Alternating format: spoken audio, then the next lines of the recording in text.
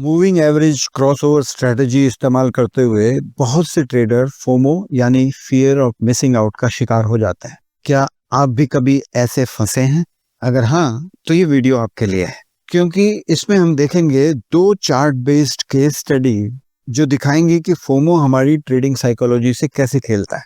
और फिर मैं आपके साथ कुछ सिंपल मेंटल रीफ्रेम्स और प्रैक्टिकल स्टेप्स शेयर करूंगा जिनसे आप मूविंग एवरेज क्रॉसओवर को बिना फोमो के सही तरह से यूज कर पाएंगे। तो अगर आप जानना चाहते हैं कि ट्रेडिंग साइकोलॉजी ट्रैप्स में फंसने से कैसे बचें और मूविंग एवरेज क्रॉसओवर मिस्टेक्स कैसे अवॉइड करें, तो आने वाले 5 मिनट आपके लिए बहुत वैल्यूएबल होंगे। चलिए शुरू करते हैं। सबसे पहला सवाल, मूविंग एवरेज ट्रेडिंग की सबसे बड़ी प्रॉब्लम क्या है? लैग। जी हाँ, मूविंग एवरेज एक लैगिंग इंडिकेटर है, यानी कि सिग्नल प्राइस एक्शन के बाद ही आएगा, क्योंकि ये हमेशा पास्ट प्राइस डेटा पर बेस्ड होता है। और यहीं से शुरू होता है ट्रेडिंग साइकोलॉजी का असली गेम, क्योंकि दिमाग चाहता है जल्दी एंट्री, लेकिन इंडिकेटर कहता है रुको, सिग्नल आने दो। यही कॉन्फ्लिक्ट ट्रिगर करता है फोमो। तो चलिए अब एक चार्ट एग्जांपल पर नजर डालते हैं। यहाँ एक ट्रेडर की साइकोलॉजी ने उसकी स्ट्रेटजी को ही गड़बड़ा दिया, और वजह वही पुराना दुश्मन फोमो।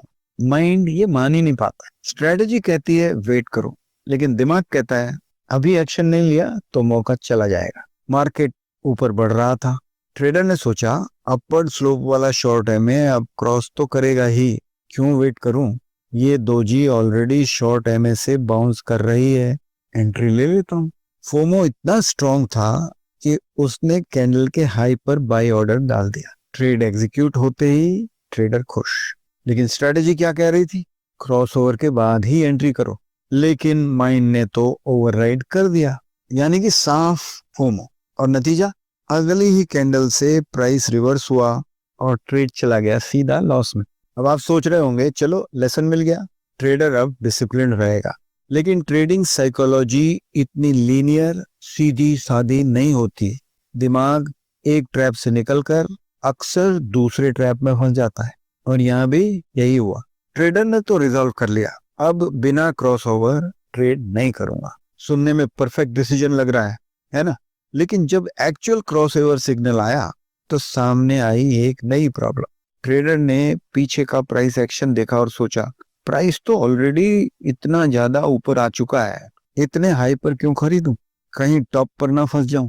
ये था एक नया FOMO, fear of missed out opportunity, यानी कि fear of being too late. तो सिग्नल होने के बावजूद एंट्री मिस कर दी, और देखिए आगे क्या हुआ, प्रॉफिट होता जो चूक गया। सोचिए अगर कंसिस्टेंसी रहती तो पहला लॉस अवॉइड हो जाता और दूसरी प्रॉफिटेबल ट्रेड कैप्चर हो जाती।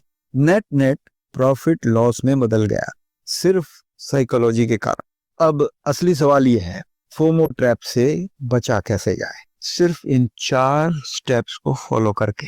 पहला, मूविंग एवरेज एक लैगिंग इंडिकेटर है, ये फीचर है, बग नहीं। एंट्री कभी भी एग्जैक्ट बॉटम पर नहीं आएगी, ये इसका डिजाइन है।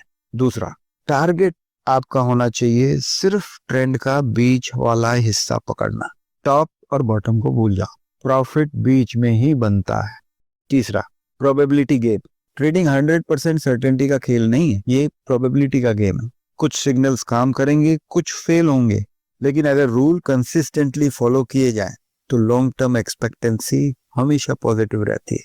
चौथा, no discretion, only process. Paper trading में टेस्ट की गई स्ट्रेटजी को मैकेनिकल रूल के साथ फॉलो करो।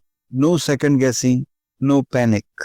रूल्स ही साइकोलॉजिकल बर्डन कम करते हैं और कंसिस्टेंसी लाते हैं। याद रखिए, मूविंग एवरेज क्रॉसओवर फोमो से बचने के लिए लैग एक्सेप्ट करो, मिडिल माइंडसेट बनाओ, ट्रेडिंग को प्रोबेबिलिटी गेम मानो और मैकेनिकल रूल्स को फॉलो करो।